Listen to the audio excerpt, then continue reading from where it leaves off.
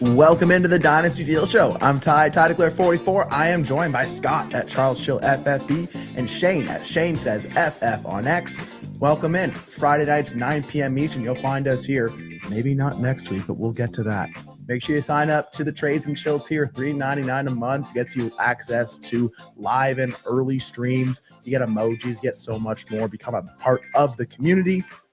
Guys, we got too many trades to talk about this week. We got Dorf saying, why my comments get deleted. Yeah, apparently comments just go into the ether at random sometimes. We post them early, but you can get your trades in early. You know the rules. You hear this noise. We're moving on to the next trade. And, NFL trade deadline. We're at about the mid-season mark. I don't know if we'll see any deals about things that happen at the deadline, but we'll definitely see some Jaden Daniels deals tonight. And we might as well start with our boy Roy G. He has two JD5 deals for us. The first is a 12-team start 11 super flex. It's a lineup league. First place team, and Daniels was his QB2. He had no backups.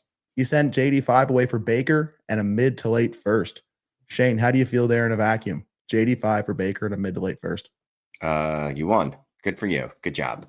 So now you can use that first as well to go buy something else to help your roster. Because that's really what's going to make me feel good about this deal is the fact that you can add another piece to the team. And it being a 12 by 11, I'm going to guess you could probably use another strong starter somewhere along that, right? Because I know all the start 11, 12, 13 teams that I have, I go down and I go, ooh, there's an Alec Pierce or there's a Woody Marks or there's something that you can improve upon. I keep trying to do that with Ty in a league and I can't get it done. But no, I like the deal. Look, you're not going to love it next year when JD5 comes back and is a top 4 quarterback. He's going to be. It's going to happen. But we'll worry about that when it happens. There'll be other buying windows on JD5. 100%. So, Scott, the team is now Allen, Baker, Barkley, Chase, Monty, Dobbins, Kamara, Jones, Drake, DK, Addison, Sutton, DK. Wide receiver 5 is there's return yards mixed in here as well. We got Shaheed. We got F1. McBride, Goddard, 326 first, week 12 deadline. So we're attacking right now. Does that flavor move your needle at all on Baker in a late first for JD5? I got to point out we have a Drake, a DK, and then a DK all on the same roster. That's a tongue twister to put those together. So it's funny with Jaden Daniels. I was initially on what's the breaking point of where you will not trade the quarterback Jaden Daniels away for this quarterback and plus or straight up.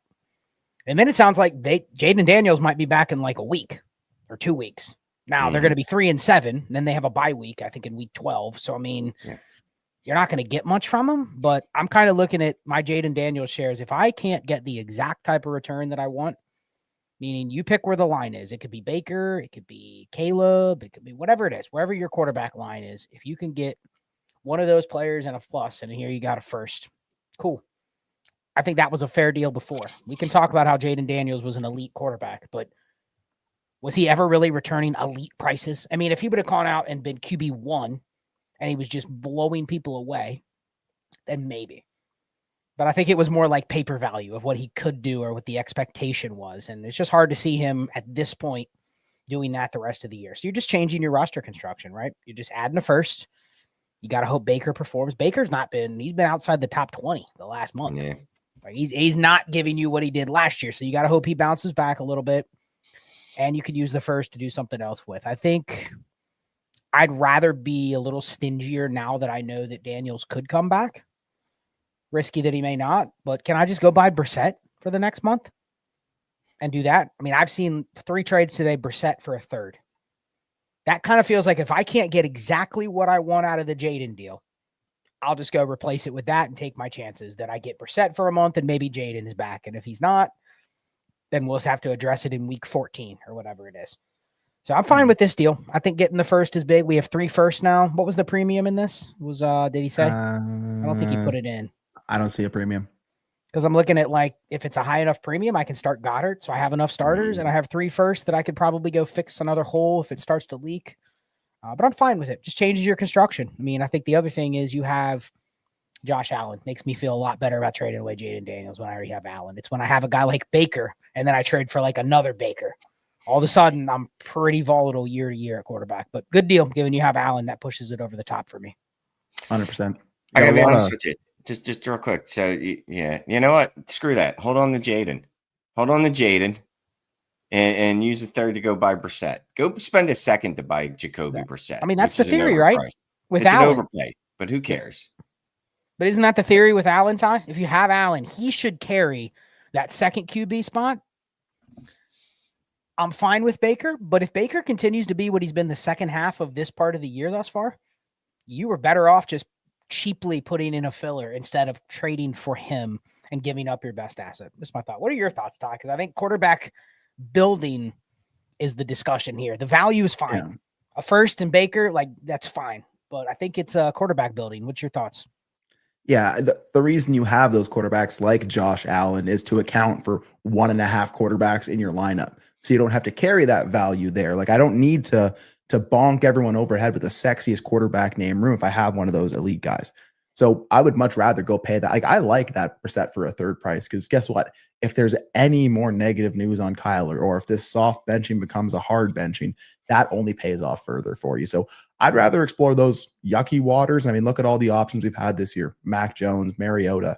If you've been jamming in that CJ Stroud just for the dynasty value, that has not worked out for you this year. So I like it. I like when I have those elite guys is to play a little more yucky at quarterback. But on this team, man, yeah, got a lot of receivers you can add a first to, make some cross positional and tier up pivots. So go have some fun with it, Roy. You got the assets to do so. Just got to kind of get that Baker to come back, do his thing, Barkley, all those guys. So Roy, we'll come back to your other one here, buddy.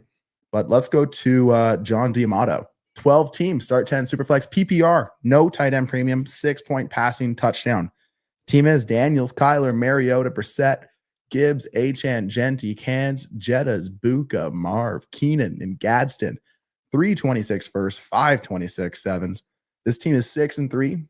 Trade Daniels, an early to mid 26 first, and Kyle Monungai for Josh Allen. Feels like an overpay, but I want to push in the chips for a title. Scott, what is an overpay for Josh Allen? Like, truly, what is it? And how do you feel in this kind of a deal? Yeah, I mean, you kind of have to view Daniels as to what you would have had to tier to get Josh Allen before the season, right? Like, he was in that next tier of QBs. If you wanted Josh Allen and you were giving up, I don't know, Burrow, Caleb, maybe another quarterback like that, you had to add a first. Even before the year, you had to add a first to Drake May to even get in the conversation to get Allen or even Lamar Jackson. So I think Daniels is in that range. Now, if you think he's for sure the next Lamar and I'm not trading him away at any value less, then he's probably not the guy you want to use in a trade, but you're also probably not getting Josh Allen. I mean, you're trading here's the thing. I think the market is kind of correctly moved on Jaden Daniels. He was good last year. He wasn't an elite quarterback. He wasn't an elite fantasy quarterback. It looked like he was going to be one. But then his second year is riddled with injuries, and even the games that he played, it's not like he was QB2, QB1, QB2. You know what I mean? Like, it's fair to assume, like, he's not going to be Lamar Jackson or Josh Allen. Now, if he gets there because of the skill set and what he showed as a rookie, then fine. But this is probably the price. Again, what could you have done elsewhere? I made a deal today where I gave up Travis Hunter, Jaden Daniels, and a second, and got back Josh Allen, but I also got back Keenan Allen and Stephon Diggs. But I was able to use Hunter and a second instead of having to give up my first. I'd rather do that, but Shane, I think this is a fair price. You want the premier quarterback in the league right now in Allen, and you're giving up a guy that there's a little bit of question marks as to if he's ever going to truly be in that elite tier. So year one, Jaden Daniels, 21 points per game. Year one, Josh Allen, 18 points per game. Year two, Josh Allen, 18 points per game. Jaden Daniels, 18.9 points per game. So Jaden Daniels actually outscored in both of his first 2 years. I know Josh Allen's a god now. I just, the more we're talking, the more I feel the need. I need to go buy Jaden Daniels then. He was elite last year. He was a QB5 as a rookie. Now, this year, I hate that I have to defend the Commanders quarterback too, by the way. But I know this year, like, he's just been injured left and right. And I think part of the concern is this.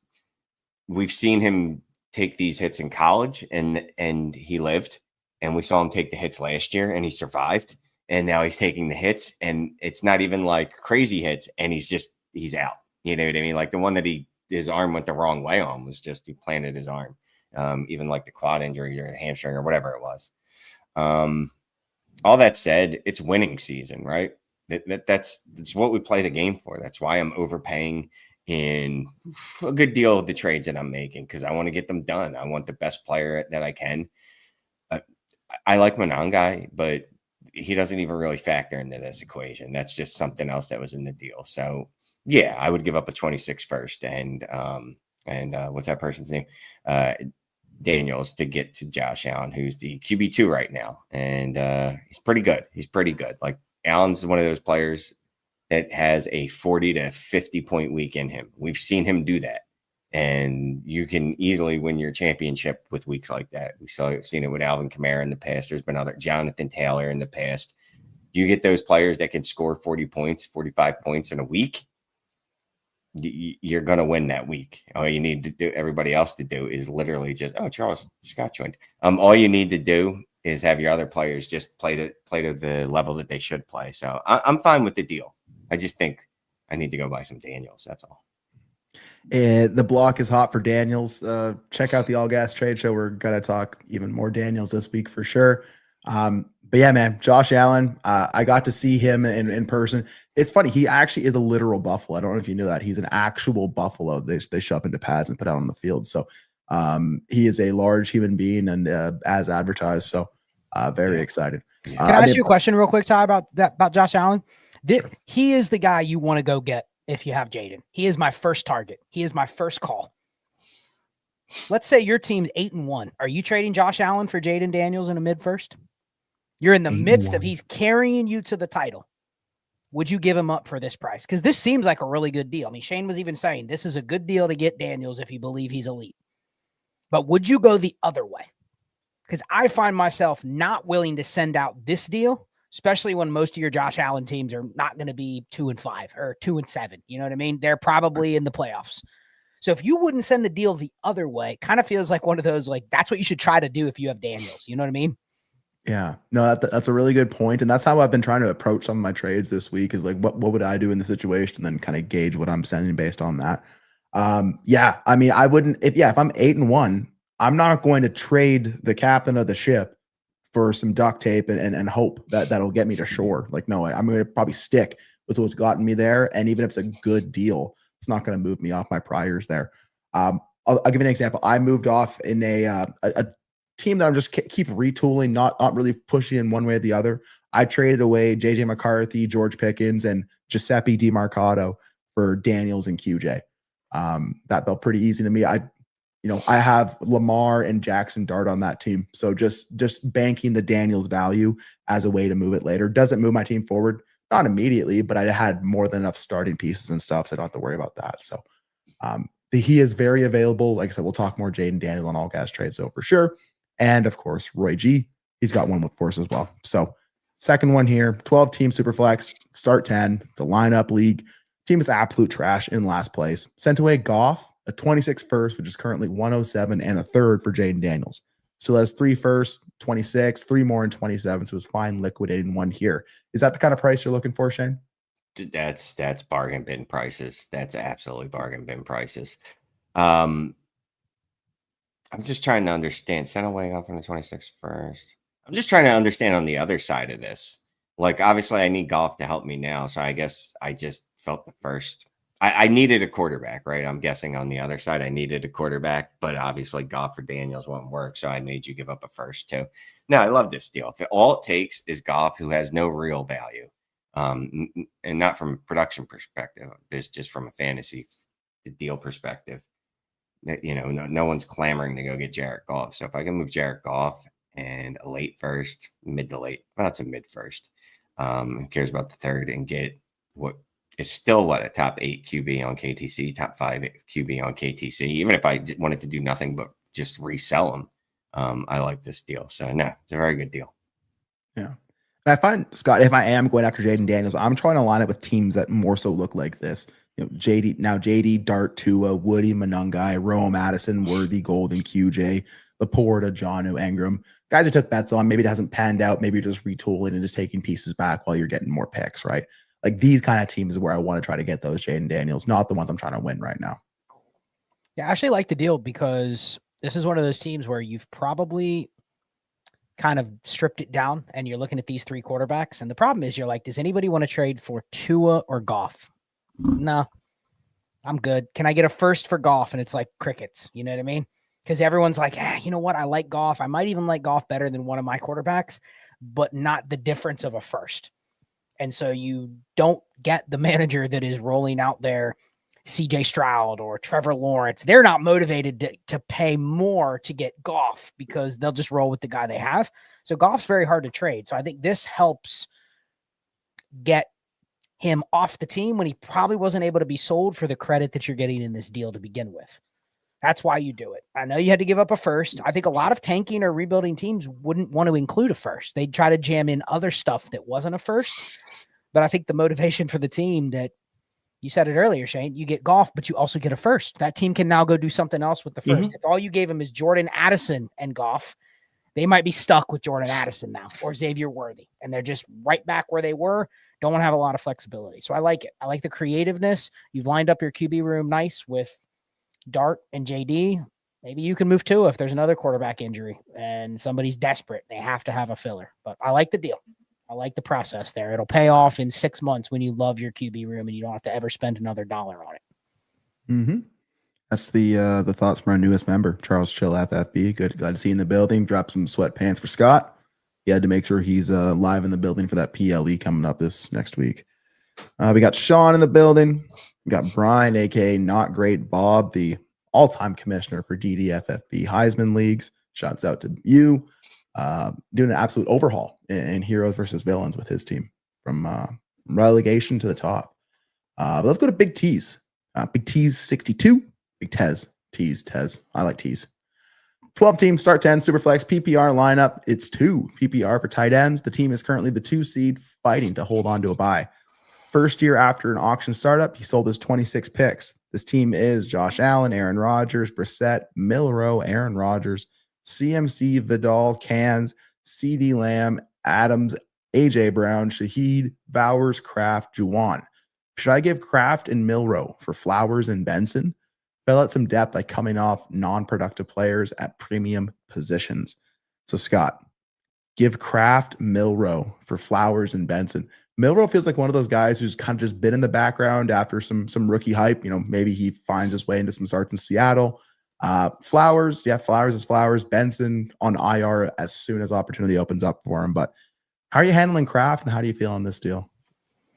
Well, the one part I like about this deal is you're including Jalen Milrow as like even a fraction of the value that you're getting back in the deal. If anything, it makes you feel better when you just get him off the team because he's not even the backup. That's the funny thing. Remember, he was supposed to have a role where they were going to use him, like 5 plays a game or whatever. I mean, then you've looked at what they've done and you're like, yeah, he'll never see the field if it continues. So getting him off the team adds a little bit of value, right? You can churn and burn that spot because I think we probably all have some Milrow teams where you're just like, what do I do with this guy? Like you got to find a way to get rid of him. Kraft in a 2 PPR, I don't want to give up Kraft for a wide receiver, but I do think in a 2 PPR, he's one of the ones that's lesser impacted by the 2 PPR, and he's injured. You already have Bowers, so I'm fine doing this. If this is the best production you can get, I actually like Zay Flowers a lot the rest of the year. If the Ravens are going to turn it around, it's probably going to be him because they don't have anybody else. The Trinity's kind of looking up for Zay Flowers. Like he's probably one of the ones I would be willing to bet on. This is the best you can get. And you want a starter right now. And I do like the Trey Benson throw in. He's not valued now because he's not playing. But as Shane would say, I mean, they're playing just, what is it? What is the old word you used to use, Shane? Gutter bags? Gutter bags. I mean, they're just playing random waiver running backs week after week. They've had 3 running backs in the last 5 games that have been RB1s. So it's like Trey Benson's a guy that will get a shot when he comes back. I'm fine with the deal. That's the best you can get for Kraft. The Kraft market has not been very strong. As much as he was the tight end 4 before his injury, now it's like, he's injured. It's like, well, okay. Yeah. Shane, 12 by 10 lineup, 2 PPR, 2 seed, fighting for that first seed. You're sending away Kraft, Milrow for Flowers and Benson. I'm not. I mean, I I don't really think much of Flowers. I mean, he's a wide receiver 2 or 3. That's great. I mean, once in a while he's going to pop off, and then everyone's going to ride his dick and tell you that he's better than he is. When he's only been in the league 2 years. I'm about to say every year. 3 years? I forget at this point. Whatever. I'm so tired of he has 2 good weeks and people start going, I told you he was elite. And then he disappears for a month and then no one has anything to say. And then he has 2 good weeks and people are like, I told you he was elite. Let's go away. Be elite or don't. Anyway, I don't find him elite. So I'm not trading Kraft for him. I don't care about Milroe. Obviously, that doesn't matter to me even a little bit. Benton, whatever. I don't know that he helps me coming back. I mean, I'm just look at my wide receiver room, all right? I already have CD, Adams, AJ Brown. It's a pretty good threesome. It was a start what? Start 12? 10. Oh, it's a start 10? Yeah. Oh, Shane is hating on Zay Flowers, man. That is he's I'm on not pace hating. this year for 95, 12, 50. He's just not scoring touchdowns. Do you know what that's impressive in a 16 game season, 14 game season? All impressive. He's a wide receiver 23. He never scores touchdowns. I mean, that's just not who he is, and that's a fair criticism. But I do think what he's produced with a Ravens offense that has basically been about 40% of what they could be all year, and they're supposedly still the favorites to win the AFC North with a soft ass schedule. I'm willing to bet he's giving you a couple wide receiver 1 games, a bunch of wide receiver 2 games. Like I'll give you some. I'm curious, Shane, on your thought on Tucker Kraft, though. Like, why are you missing anything by trading away a 5.5 target a game tight end that has a blown knee on an offense he's Travis Kelce? Didn't you say? Because I think Kraft. This is a player take on Kraft. If you think he bounces right back next year to be an elite tight end, then I don't give him away. But I don't see why he wouldn't. I mean, I think he comes back next year and he's right back into the same thing same stratosphere he was this year. I don't see any reason that he wouldn't be. And like I said, Zay Flowers is fine. I won't. Is this the best you can get for him though? For Kraft? Because I've tried to trade Kraft in some leagues, and it's like today. I mean, I know it's a bad timing to try to go get another tight end, but to get Colston Loveland, I had to add a first to Kraft, and it's. I don't know if Kraft is viewed on the market with a potential, 9 to 12 month injury as anything more than he is a flex player that people can live without if they don't get. I don't know. What do you think, Ty? Is this one you make what if you want to get a deal done, but you don't want to wait 3 weeks for the right deal? Like, you want the players now. I don't know. Right. I sent out some deals, especially on the retool rebuild squads, to go and get Tucker Kraft. I tried to flip my TJ Hawkins, which I have a large percentage of, into some Tucker Krafts. I was okay with those kind of swaps, but I'm looking at JB's tiers right now, man. And even there, it's Zay Flowers, a tier above, Tucker Kraft. So even in a tight end premium format, he would still be leaning that wide receiver. But I agree, man. Zay Flowers just falls into that wide range of, high end wide receiver 2, low end wide receiver 3. You don't know what you're going to get until you get it, and probably some touchdown frustration, but he's had a decent year. Matt, I would like to bet that Tucker Kraft bounces back, but that's probably just me being hopeful, because we've seen this how many times of players busting up their knee, coming back, not living up to the expectations that people hold in their head. And then there's a massive buy window right before, whether he's healthy or anything else happens. So I don't feel like I'm missing the boat if I don't get in on Kraft, but this is a good buying opportunity if you are a believer in that Kraft. So go find the price that's right for you. Any other tight end swaps kind of hit you in the face when you think of Tucker Kraft there, Scott? Like I said, TJ Hawkins smacked me right away, but anything else that comes to mind for you? Yeah, I think the problem is there's not a lot of other tight ends outside of Gadsden, Warren, Loveland that people really want. They'll take them.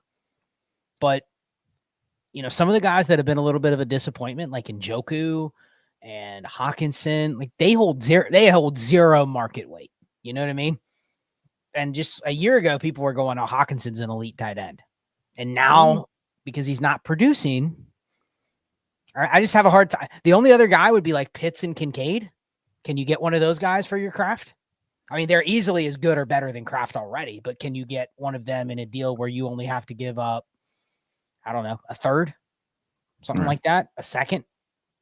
that wide receiver that you picked up on waivers that have had a couple starting weeks. Maybe you can get that. They just throw something in there to get it done. Yeah, I like doing something like that. Yeah. Well, here let's stick with craft while we're on the topic. So, Matt 0-15, 96, 12 team, start 10, super flex, PPR. It's a competing team, lost Tucker Kraft. Traded Kraft and Horton for LaPorta and Bigsby. Scott saying no. No, I'll let Shane answer. I'm just looking at this deal like this is an absolute just bailout. I mean, come on. Bigsby is okay. LaPorta's he's actually smashed a little bit over the last few weeks. Let me just go look up Sam LaPorta first. God, his mustache is stupid. Anyway, why people do that to themselves? I know he's only 12.1 fantasy points per game. Actually, much better than last year. Just looking at his game logs, we got ourselves. Never mind. He's got a 21-point game, 16-point game, 20-point game after a slow start. So the last 3 out of the last 4 weeks, he's giving you at least 16 points in a regular old, non-premium league. So yeah, I'm good with that. Yeah, I'm Shane, what kind of car do you drive, Shane? Honda Sonata. What year? 20-something. Okay, so let's say I have the exact same make and model of that Hyundai Sonata, but mine has a big ass dent in the fender, and we traded him straight up for the one without a dent. I mean, this is a bailout trade. If I have LaPorta, you're not getting Kraft for LaPorta straight up. Oh yeah, and I gave Tank Bigsby for free, who technically is a backup running back that if Saquon would have gotten banged up, would have gotten a start. I mean, this is a great deal. I mean, this must have been before the deal for Rashid Shaheed, because you basically got this done with Torrey Horton, who's almost irrelevant at this point. Yeah, Matt, this is how you win. If you could do deals like this in Dynasty every time your car gets a dent and you just swap it out for one that doesn't have a dent, you'd always win. That's like when Malik Neighbors goes down and you just trade him for Rashid Rice. You know what I mean? Like you've traded him this week for Rashid Rice. Like, all right, well, fine. You always try to do that. You do always try to do that. As soon as a dude gets injured that's a lead on my roster, I go, all right, what's the next, like, who's in the same tier that I can add to this player and stay in the same tier? So I like that deal. I like it. Yeah. That's better than the Zay Flowers one. Because one of those players is elite for his position. The other is just kind of a guy. Yeah. So Matt's team in the Kraft deal: Herbert, Daniel Jones, McCarthy, Gabriel, Gibbs, Genty, bunch of backups with upside, JSN, Lamb, Olave, Waddle, Troy Franklin, now LaPorta, and Goddard. Goddard and LaPorta trade got accepted seconds apart. So they didn't have the time to pull them, but so we got some bad luck there. So we had 2 trades out for tight ends. Both of them got accepted within seconds of each other. Tough. Yeah. So what are your thoughts on going that thin at wide receiver? I mean, JSN, Lamb, Olave, Waddle, and Trey. Is that even thin? like in today's market, like I'm fine having that wide receiver room for sure. And I'm sure there's probably a couple of the guys like maybe a Parker Washington or something else could still be out there on waivers too. Scott, that's not too thin for me. No, you know why it's not too thin? Because you're now forced to start Troy Franklin, which is probably a good thing. You should probably be starting him based on his usage now instead of saying I need a receiver that's better. That's where I think a lot of people get a little confused with receiver room building, because you really don't need 10 receivers. Now, if 5 of them get injured, then yeah, you need more. But I think when you're down in the range where Troy Franklin is and you catch one of those guys, like you don't want to put him up against a guy like Zay Flowers or Chris Olave and go, who do I start and sit? Because our psychology is going to say, well, I got to put Chris Olave in. He's better. He's a better receiver. He's a bigger name, better pedigree. All those things are going to lead to you making decisions that are frustrating, because then you're going to go, well, Troy Franklin's outscored Chris Olave probably 4 times already this year, and I've missed every one of those points. So I like it, especially you have a little flexibility now, and you're forced to basically start what you have. I love this build. Yeah. Shane, separate question. How do you balance getting ahead of market on rising and falling players with overpaying selling players cheap? So for example, earlier this season, Matt traded BTJ for JSN when BTJ was technically valued higher. Didn't extract full value, but it worked out. So I guess how do you find and execute those deals where maybe at the time of it looks like you're paying 80, 90 cents on the dollar, but in the long term, it works out? Like, is there a strategy you can implement to make those happen? He was paying $1.25 on the dollar at that point. you Canadian, because he was playing for the player that was worth more. BTJ was the one that was worth more than JSN. I'm pretty aggressive when it comes to trying to guess on a player. I just think that's one of the places you find edges. And if I'm willing to overpay a little bit to get to that, fine.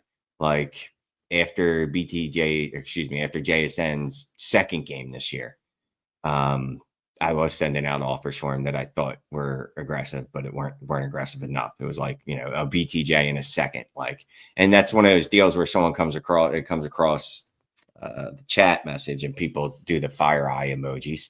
And they're like, oh, well, they're basically, you gave him a free second. You know what I mean? But you're making a bet. You're making a gamble. And the worst thing that usually happens on those gambles is the player doesn't reach the heights that you thought they would, but they're still close enough to the player that you traded away that it doesn't really hurt you. And giving up a second, I don't want to just randomly throw away seconds, but you can survive. It's not going to damage you long-term if you don't have a second round pick. What you got to do with the plan. All right, Scott, what I'm thinking, there's certain guys who I want to try to skate to where the puck's going.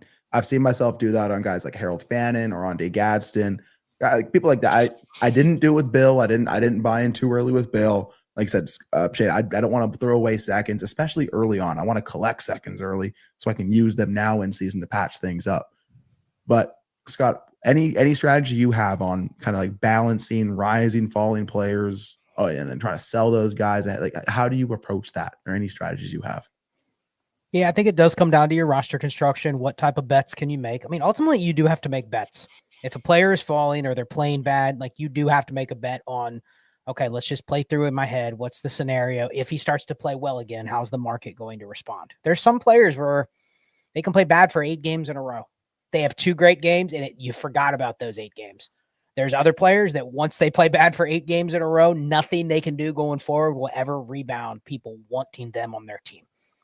And you kind of have to feel that out based on how people talk about them, the vibes when people talked about them as prospects. There's a lot of things that goes into that ADV or that sentiment, and just make a bet. You're not going to get them all right. But there's a lot of players that I've traded over the years where I'm like, here, give me anything for them. Give me a third, give me a second. And you never miss them. Because even if they were decent, they end up just kind of being there. They linger on somebody else's team. They're moderately usable. That's where you kind of just continue to do it over and over. And you might get burned once a year by a player. Man, I really shouldn't trade that guy for a second because now people are paying firsts. But it's few and far between when you just kind of stick to your process. This team Matt had, I'll just say, he has Herbert, Daniel Jones, McCarthy. That's a Kyler Murray team. Even if I'm in first place, that's a team where I'm going, what can I get Kyler for if I give one of those QBs back? Can I get a first? Give me Kyler and a first for McCarthy or Daniel Jones. If they say no, no sweat off your back. You have a good QB room, but you never know what they're thinking. And that would be one of those players you're buying at a low point, but you're doing so because your construction allows you to not care about the current low point. 100%. Kyler's a fun one to try to get tossed into deals. I know the deal Shane was trying to loop me into earlier today. I was like, let's send back a Kyler for Tyler Shuck swap and see what Shane does with that. But let's go on back to Big Tez. $500 league. The trade activity has been sporadic, and some managers are conservative. Been grinding hard for picks. It's a 12x10 league, super flex, PPR, 2 PPR for tight end as well. His team is Burrow, Penix, and Shuck, Bill, James Conner, Corum, Cans, Garrett Wilson, Olave, Golden, Juwan Jennings, LaPorta, Kincaid, and Loveland. Currently holding the 101 with a 50-point lead on the 101. I think 101 is almost locked up for me. In addition, 101, 201, 301 have 2 extra playoff firsts, 4 extra playoff seconds.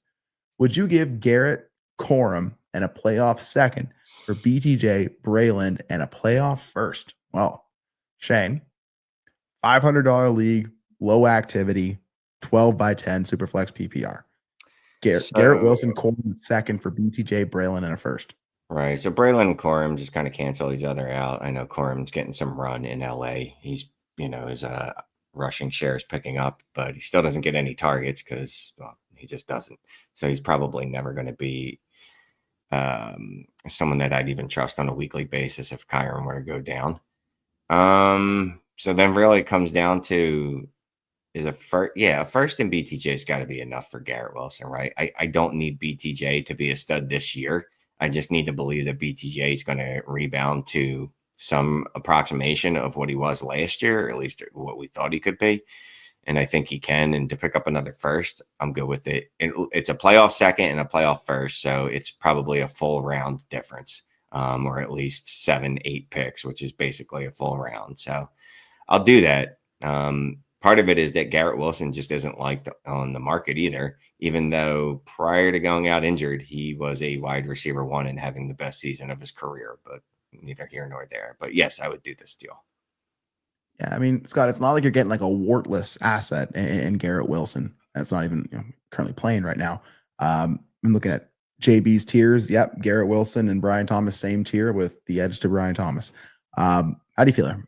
Wilson, Corum, playoff second for BTJ Braylon, and a playoff first.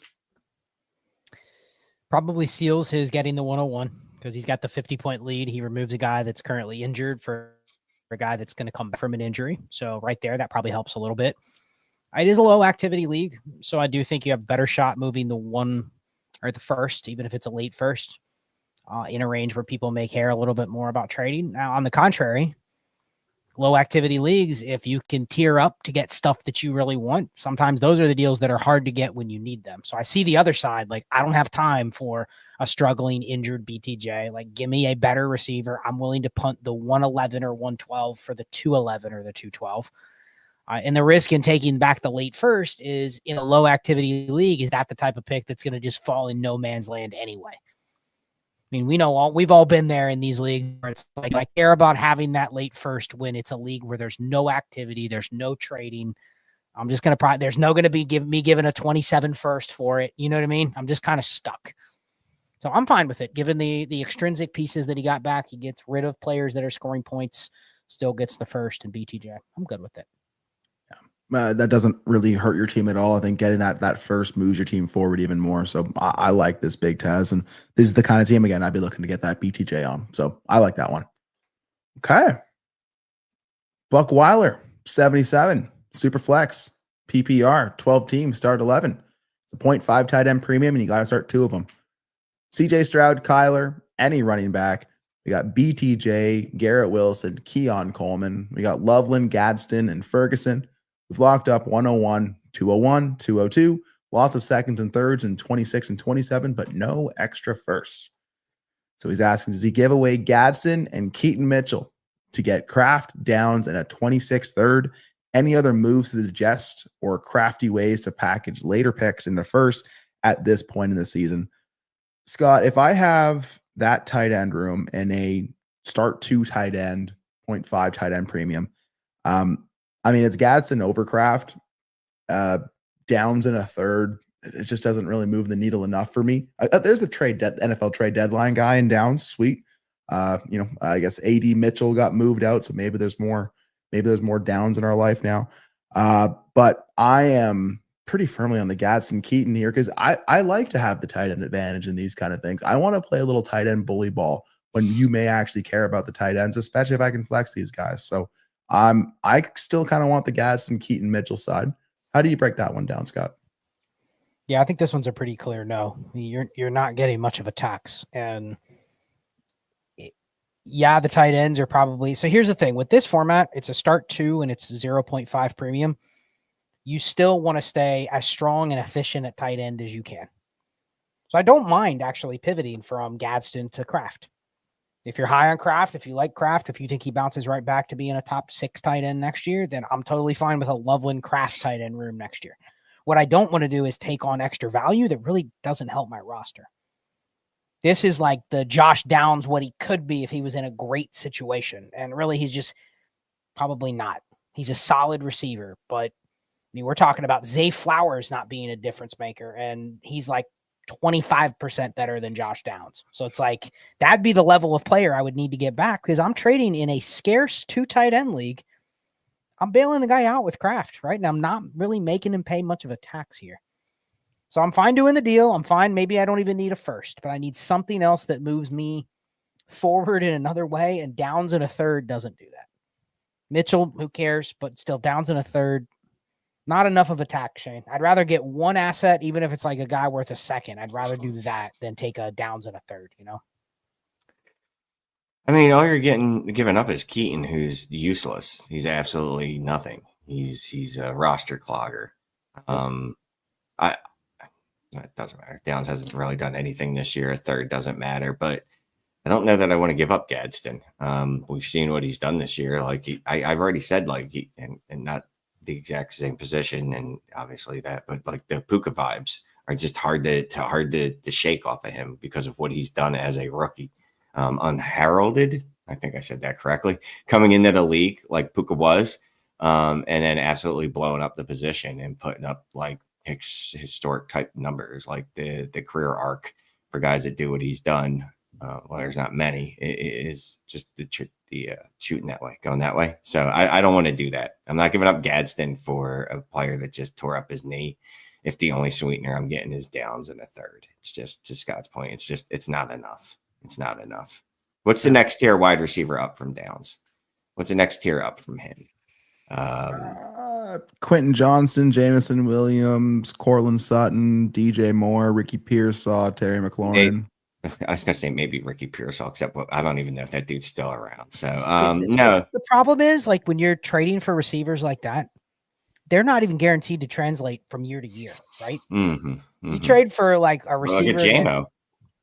Well, yeah, exactly. My point is, like, those are not guys where I go into next year. I have to, if my team is out of it and I'm thinking about bailing another manager out, especially if you guys are in these 2 tight end premium leagues. Like, if you lose one and you're top heavy, you're probably not just replacing them with another guy, because there's other teams that are built behind having a guy like Gadsden or McBride or Warren. Like, they're not just going to hand them to you for a small little tax. Like, you got to pay up to fix that mistake. It's tough.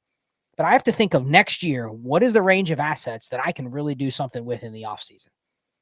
And you know what? If you give me JMO and Kraft, I could live with that deal. But I even look at a guy in JMO's tier, like, great, I have a few of those next summer. That's not changing the outlook of my team that much.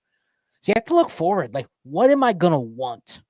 Of course, I want to get studs, but can I give Gadsden in a second for Kraft in a first? Well, they do that tax. I can live with that because I have something else to play with in the first. But I think you got to tax them harder here. This is not just you get bailed out. You got to tax them, Buck.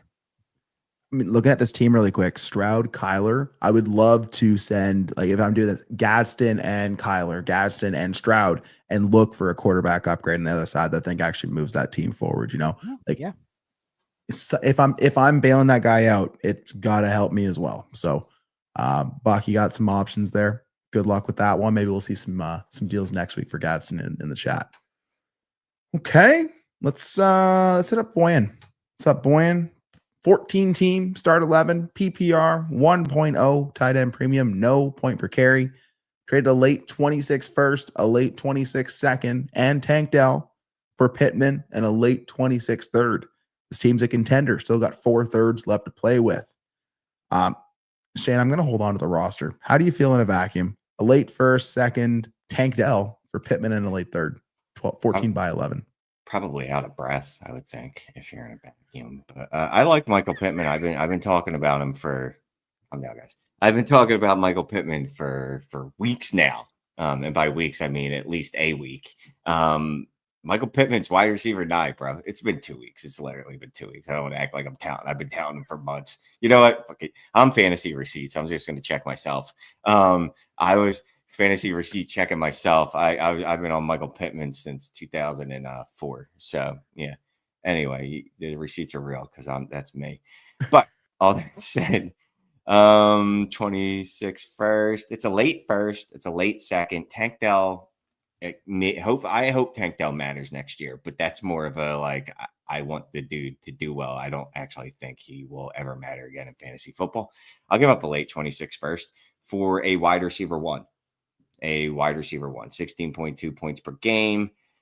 This is a guy that's actually had other good seasons. He was wide receiver 14 was his high, but he's usually at least a wide receiver 2, no worse than that. And he has the best quarterback play of his career. I'm trying to think who else he played with. It's probably not saying a lot. Carson Wentz and Phil, what's his face?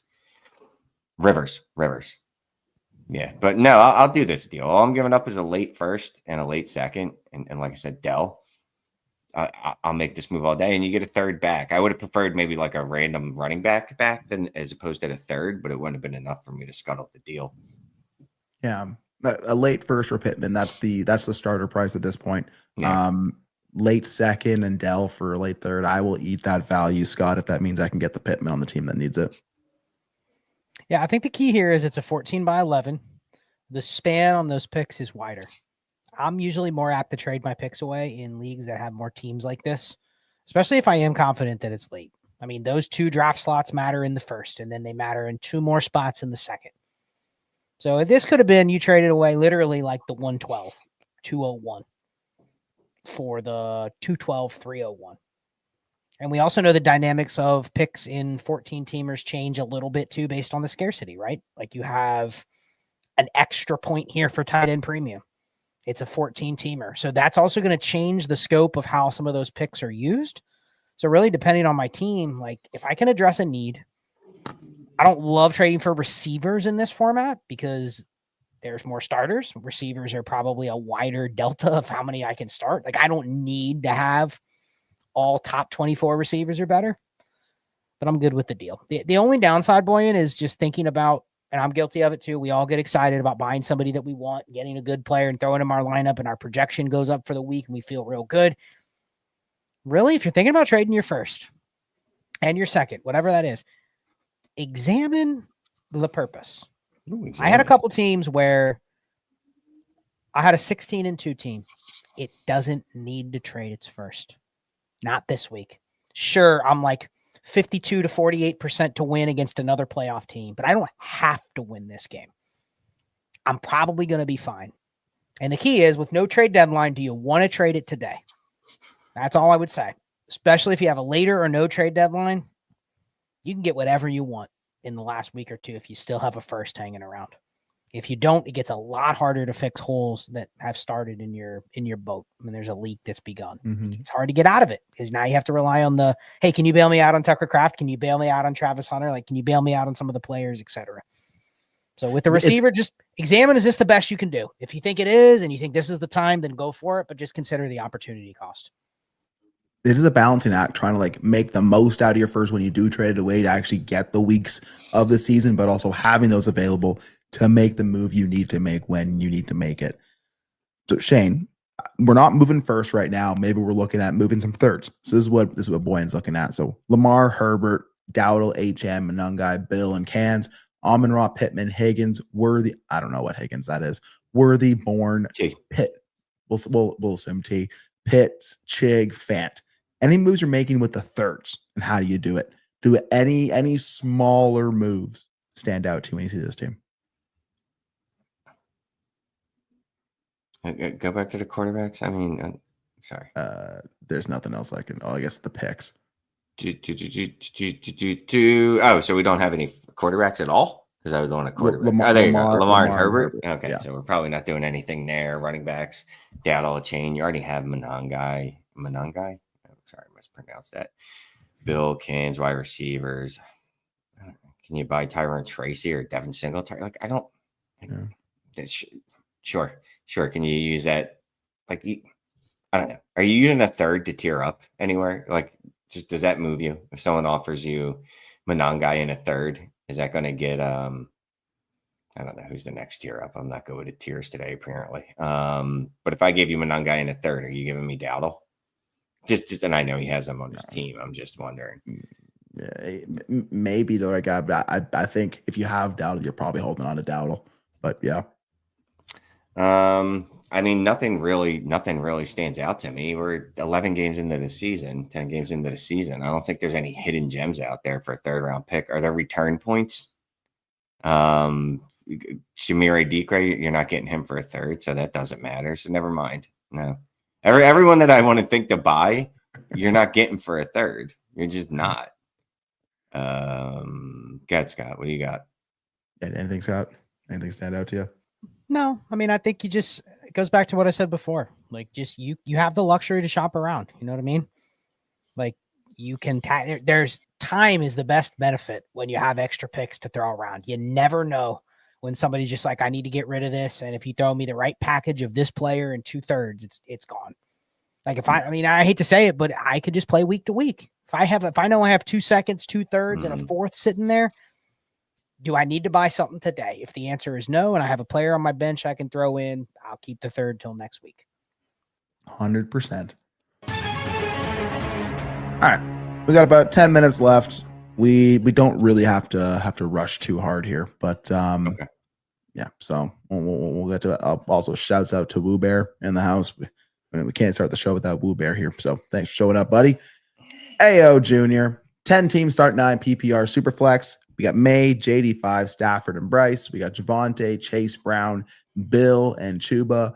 Ladd, Smitty, Worthy, Pearsall, Shaheed, Pierce, Jaden Higgins, Io Manor, and Godwin, Jake Ferguson, Fannin. You got no first, 3 seconds, likely have the 101 in 27 and 2 seconds in 27. The 0.5 tight end premium. He's 3 and 6 in 7th. Deadline is this week. Javonte and Chase Brown on bye. I'm starting Bill and Chuba. It's not a super active league. Don't think I could get Aaron Jones or DeMarcado for 2/3. So, yeah, finding those spot starts might be a little difficult. Do I try to pull off a big trade? Something like Javonte and the 27 first to get Achane in the second or something like that. Chase Brown and Pearsall. Guess me what kind of running back?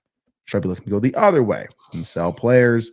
Javonte and Worthy and a third for Brees and a second. So Ahoff is looking for some bigger deals here in a 12x9 because the small deals aren't really there. Scott, I'll kick it over to you here. 10x9. Looking at this team, any bigger deals stand out on how to move this 3 and 6 team forward at the deadline? Well, let me just say, I absolutely hate that we have a trade deadline in week 10. I mean, what are we doing, right? And unfortunately, you have to make the decision on a team that probably, if you win this week, could be in the playoffs.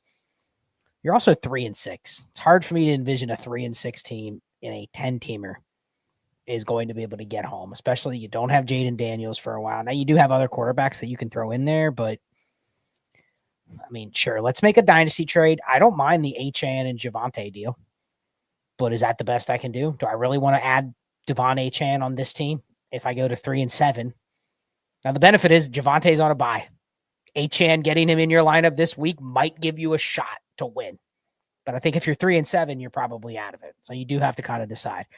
Chase Brown and Ricky Pearsall. Chase Brown's on a bye. Ricky Pearsall, I'm not sure he's ever going to play. Again? Well, he's going to play again. But, I mean, he's had this mysterious injury now for like 58 days or something like that when you thought it was going to be like week to week or even day to day. So Chase Brown and Pearsall, does he get me a starter in a 10x9? Does he get me a starter that is the same as – I would do it for almost a guy that's the same as Chase Brown because I need somebody this week. But Pearsall is not really a loss in a 10x9. So keep throwing it out there. I mean, what tier could you get, Shane, for Chase Brown and Ricky Pearsall? Could you get Josh Jacobs? Brown. I think you could. You got to look at one of those old running backs like that. Yeah. Josh Jacobs. You get Kyron Williams. Yeah. Someone that's unsexy. Maybe Brees Hall. Depends on the week and the mood, but you only have this week to try, so you got to try it. He doesn't have any Rico Dowdle on his roster, right? I'll trade Javonte for Rico Dowdle on another player, except we don't really want to go that way. I'll trade Chase Brown straight up for Rico Dowdle if I have to add to him. Who's the other guy that we have to add to that mix? Oh, Purcell. If I could get Rico Dowdle, I would do it. If you want to get a little risky and go, I think King Henry's going to return to King Henry form. Maybe King Henry. Although it didn't look good last week until the fourth quarter when the game was out of hand and there was really no reason to be running him other than to make him feel better about himself, which, you know, good for them. Well, simplify this way. Would you give up Chase Brown for Jaylen Warren? Yes. And would you give up Javonte Williams for Rico Dowdle?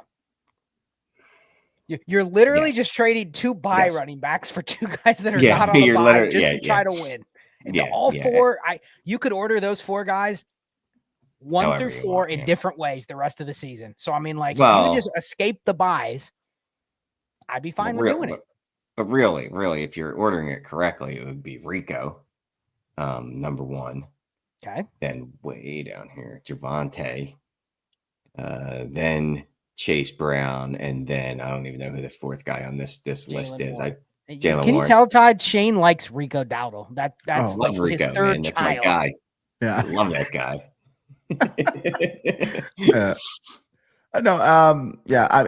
So you mentioned Brees. Shane, where's this one land for you? Javonte Worthy in a third for Brees in a second. Javonte Worthy, and Javonte's not playing this week, right? And that's basically we're trying to get this win. The Jets already had their bye, correct? Mm-hmm. Okay. I mean, that's got to factor in, Last right? week they had their bye. Thank you. So I didn't notice Justin Fields wasn't able to start for me in leagues. Oh no.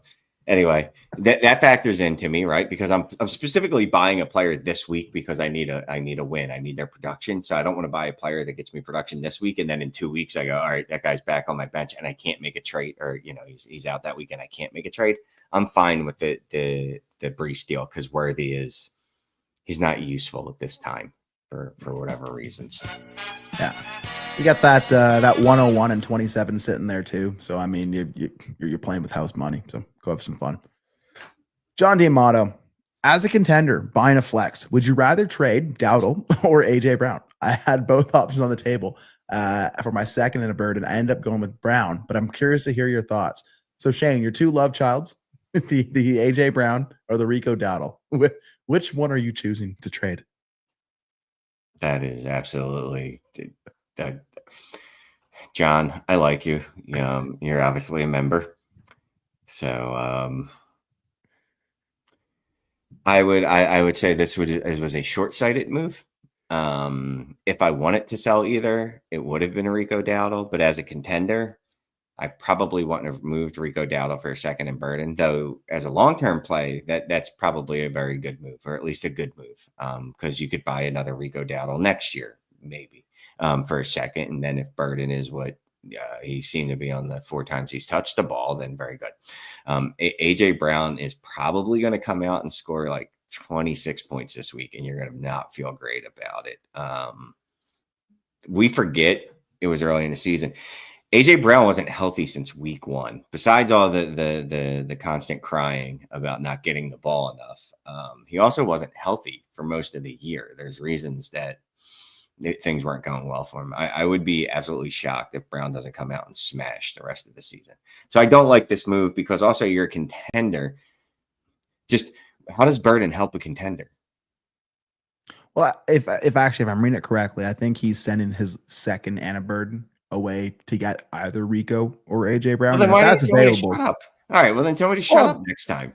No, I think you laid it out well from the other side. And if hopefully the other dude's not watching, because this one could have pared down in 45 seconds. Shane, are you giving Burden a second for either player? Yes. Do it. Smash. Good job, John. Go do that, John, and you will be in a good spot. It's a good thing I didn't say anything bad about John, since he's the one getting the good side of the deal. You know what? It's all good. I'll tell you what, these YouTube banners, they start to blend all together after a little bit here. 12 teams, start 10 Superflex PPR from Buckwilder. May, Dart, Kyler, and Brissett, Genty, Hampton, Vidal, Harvey, Marks, JSN, JJ, Rice, BTJ, Hunter, Shaheed, and Bowers. Extra playoff first. Teams currently 4-5, fourth in points for. Giving up Hunter and Harvey to get T and that man, Rico Dowdle. Scott, I can't kick it over to Shane anymore here for more Rico Dowdle talk, but how do you feel there? Hunter and Harvey for T and Dowdle. Yeah, I mean, you're trading away a injured receiver that you would love to get to Tee Higgins' level for all his flaws. Like, he's playing, he's fine. He's probably a, 90th percentile outcome for Travis Hunter. And then, Harvey's a running back. Dowdle's a running back. At what point do you care about the future value of RJ Harvey? Is it ever going to be realized? Is he ever going to be used in a way where there's not just another running back next to him? And I know Dobbins is banged up, so maybe that helps. But, if you really want to do this, I have no problem. All you're giving up is future value that hasn't been realized yet. And you probably don't want to pair your entire team off of that. But I think Shane has a good way of saying this. You have how many escape hatches on this team? May, Dart, Genty, Hampton, JSN, Jefferson, Rashee Rice, Brian Thomas, extra first, Brock Bowers. Like, you're insulated at every starting spot. If you want a point grab in these last two spots, I have no problem doing it. Yeah, 100%. I think that definitely moves your team forward as a 4 and 5 team. The more we talk about these running backs, man, just the more that they are, what are you doing for me now? I think that last trade where it's like, who is currently playing and who is on bye, that will be the side that I want. That lays it out and illustrates it pretty well. So, Buck, I like that one for you if you can get that T and that Dowdle. But yeah, maybe we'll see what happens with Harvey. Maybe this is the time now that Dobbins is down, or maybe it's going to be Tyler Bidet season. All right, last one of the night. Cam Frost 93. Shouts out to Cam. Super flex. 12 teams start 12. It's a 6-1 quarterback scoring. It's a PPR with a 0.25 point per rushing first down, receiving first down. Who knows? 0.25 point per carry. There is 0.25 for the first as well. So first for 0.25 for every first down, 0.25 for every carry, all that good stuff. 2 tight end premium points everywhere. Core players are now Lamar, JD5, Hampton, Neighbors, 326 first, 427 first. You get Daniel Jones, Garrett Wilson, and Malik Washington sent away for JD5, Chuba Hubbard, and Tank Bigsby. So this is a clearly rebuilding team, Shane. Lamar, JD5, Hampton, Neighbors in the pocket, or we send away Daniel Jones, Garrett Wilson, and Washington for Daniels, JD5, Chuba, and Bigsby. Yes, we are. It's a lot to give up with the G-Dub, obviously. And Daniel Jones, if you're just looking, obviously you're looking at their scoring from this year, it appears Daniel Jones is the better quarterback. I don't believe that to be true. I believe Daniel Jones will regress a little bit. I'm not saying he'll be bad, but I think he'd be closer to that 17 to 18 point range as a starting quarterback. Whereas again, I think Daniels is still going to be a monster. So yeah, I prefer the JD side. The only problem I have is, like, and I know we all do this, like Chuba and Bigsby, I don't find them useful in any way. I would have much preferred, like, you just keep those and give me some picks, but I get it. That's not how it always works out. Scott, how about yourself there? How do you feel? Daniel Jones, Garrett Wilson, Malik Washington for JD5, Chuba, and Bigsby. So, I mean, I'd give me Chuba and Bigsby over a receiver in the point per carry. Like, especially if you're not contending, like, those are the kind of guys I want to collect because you never know the next year they could be useful. So I like that side. Man, to start 12, you have Lamar. Have you told me that I'm going into next year with Daniel Jones and Lamar? I could be fine with that. Like, Daniel Jones is the kind of guy I would want to put it this way. If I lost Jaden Daniels in a start 12 point per carry with the point per first down, and I can get Daniel Jones and Garrett Wilson for my Jaden Daniels, I'll figure it out on the other side. You know what I mean? So I think it just comes down to how he wants to build his team. He wants Lamar. Now, JD5 could be a monster in a point per carry too. So I understand he wants to pair Lamar with JD. But I'm just thinking, Ty, like, if I lost JD, this is the kind of return I'd get. This is the kind of return I would want. To be honest, I get 2 core starters. I get a second quarterback that, cannot replace JD5, but is pretty close. And I look at his team with Daniel Jones and Lamar next year. Like, I don't think you're hurting in the quarterback room department. You have a top 3 QB room. Maybe you have a top 1 QB room if Jaden Daniels comes back, but I don't know. I'm split on this one. What do you think? This is one where we have to kick it to Ty for the tiebreaker vote. the tiebreaker. Yeah. I find on these, like, when I have the 2 elite quarterback build teams, Scott, I find I can't take advantage of that secondary quarterback market as well. And if I'm entering into these drafts where I'm stuck making these picks, I can't get off of them in a different way. I don't want to feel like I can't take advantage of, let's say, the quarterback that's following because, he's never going to start for me behind these guys. I want to make sure I'm aligning my teams where I can at least stay as flexible as possible. And like you said, I'm not losing at quarterback with Daniel Jones and Lamar Jackson. I'm sure there's some other bodies we can pick up along the way. I want to keep myself open to it. I don't need to do this.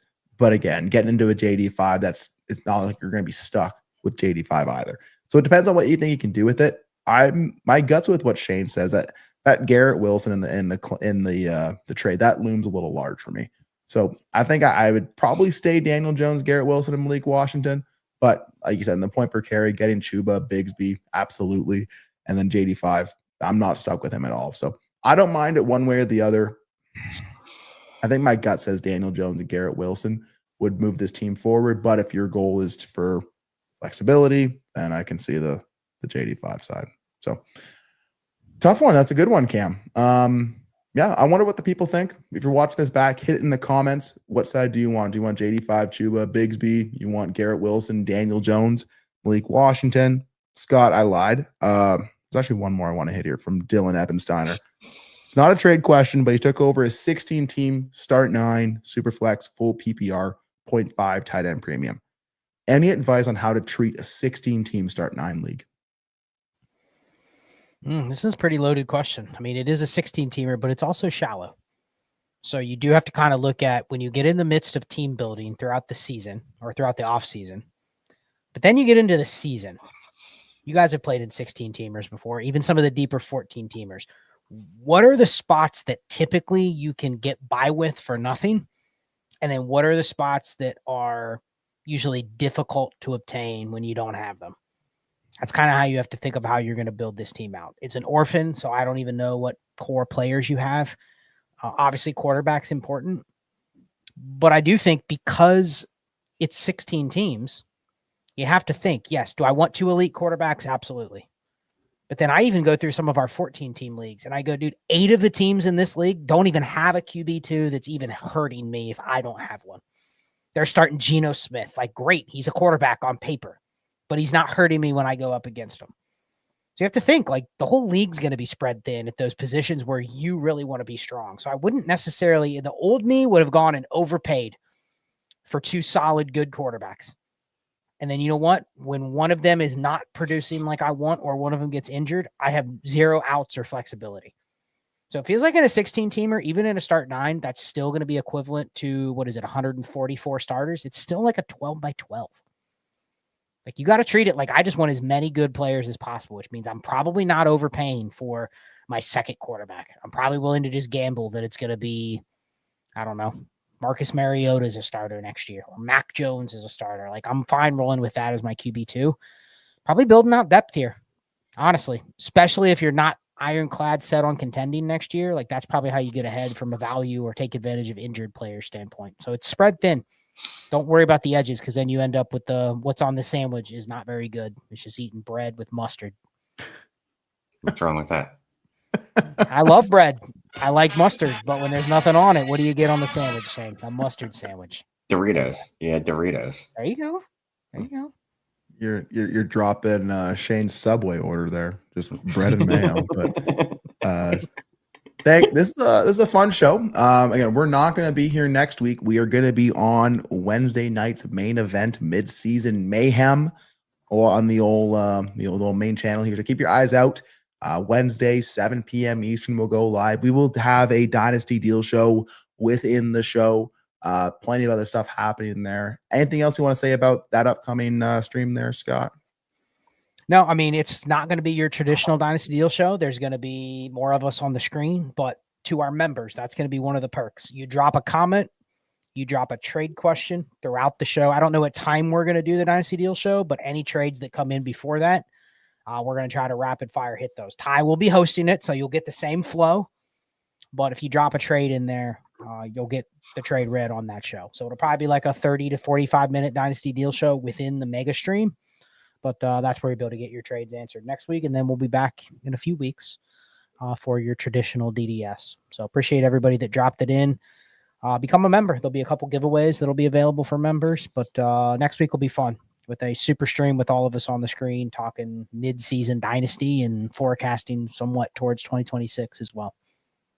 And until then, want to thank Roy G, John Diamato, Dylan Ebensteiner, Big Tez, Buck Wilder, Boyan, Ayo Jr., Matt, Sean, Ahoff, Brian, Woobear for fantasy receipts, a.k.a. Shane Says, Scott, myself.